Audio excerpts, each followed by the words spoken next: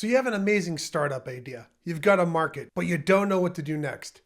Today, we're going to talk about the next thing you should do to build up your startup, and that's develop your vision.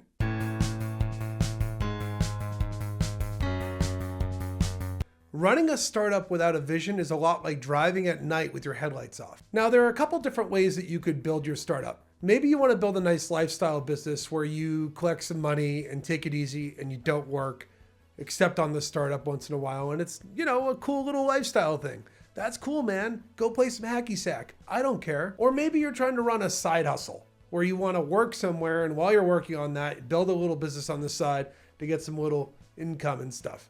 This video might not be for you if you're one of those two people. This video is for people that are trying to build a startup that will have a huge impact in the industry and try and transform the way that we work. That's the type of company that needs a vision. Now, visions are a little bit different than mission statements, which sound like corporate mumbo jumbo Karen crap, right? Think about it like an endpoint of where your startup should be 10 or 15 years from now. Let's talk about how to develop your vision. First, I'm going to give you a really good example. One of the most popular billing processing platforms on the internet is this company called Stripe. Everybody uses Stripe. They've kind of turned into the Coca-Cola of payment processing, right? You want to go have a credit card get processed to buy your software, you go set up Stripe, and that's how you get your payments done. But at some point, they developed a vision which became their compass for what they needed to do. Stripe's vision was really simple. They want to increase the GDP of the internet. So how did they get there? Increase the GDP of the internet. Well, they thought about this. If I put my time and effort into a startup, what will the world look like 10 or 15 years from now? Think of it like that. That's the best way to come up with your vision, and it's really clear. I'll give you a really good example for me. My last startup that I worked on was a company called Pitchfire, right? It was a B2B marketplace, and what I wanted to do is I wanted to make it easy for businesses to pay prospects money to respond to them. My vision was to build a place where getting sold to didn't suck, because you were always getting rewarded for it. That's what would have happened if Pitchfire worked. The reason that the vision is so important is because the vision is going to help you drive what you do in your product roadmap. It's going to help drive what hypotheses you want to test with customers. And it's also going to impact your pitch deck and how you position the company. You want to sell people on that vision so that they know that you're not just doing random stuff. Here's how I'd recommend structuring and doing your vision. Fill out this blank. If my product is successful, this is what will happen in the world. That's a good place to start. Think about how the status quo will change if your company actually had reached its total addressable market. This is really important because this will help you understand and figure out how you want to talk about this at a bigger picture, higher level. I've seen startup pitches before where I watched people do crazy things. I remember I went to a startup event once and I saw some guy literally pitch throwing a giant sex party in Washington, D.C. That's at least how I interpreted his startup. And I have no idea why he was doing this or why he was bringing it up. And everybody in the room was looking around being like, what the hell is going on here? That's kind of crazy. And that some of you probably like weird sex parties, and I'm not going to make fun of you for that. What I am going to make fun of the person for is not selling a vision on why that mattered and what would be the outcome if the sex party was successful.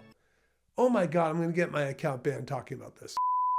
But the point is, I've seen tons of different startup pitches of people just pitching problems and solutions and things along that, but they don't talk about the big picture of what the world will look like if they actually get traction and everything takes off. Look at Amazon, for example. If you go back 20 or 30 years ago, Amazon used to just sell books online. Jeff Bezos actually had a vision that they were going to make buying things online as easy as buying things in person. It's pretty simple. You could take the whole world's inventory and put it in one place and have it take off. That's a pretty clear, easy vision, just like Stripe's example. Now, a lot of people out there are gonna be like, what about mission statements? Look, bro, I understand why you're saying that. Mission statements are okay and they're a little corporate-y, but I think the vision is supported by whatever mission you make, because you reverse engineer. The mission is how are you going to achieve that vision? I'll give you a couple more examples, right? Airbnb's vision is that they want to make everyone feel like they can go anywhere and belong anywhere. Pretty nice, hunky-dory, kumbaya vision, right? Well, before we take out the acoustic guitar and start crying and being that guy that's playing songs at the bonfire that no one asked you to do, we should think about what's actually nice about that vision. It fits right into their product. If you use their product to buy extra space to go rent out and sleep at someone's house, you're fulfilling their mission of belonging anywhere. If you pay for one of their experience products they recently launched that allows you to go hire someone to give you a really cool experience when you're visiting somewhere, you're belonging anywhere. If you look at the coverage of the markets they've launched in, you can literally rent on Airbnb in Antarctica, I believe. That's crazy to think about, but that fits that vision. Start with the vision and everything else will come to fruition. Now, if you watched this video and thought that you were going to learn great insight about what glasses to buy or contact lens best practices, I'm sorry, but you came to the wrong place. I probably should have told you that at the beginning of the video.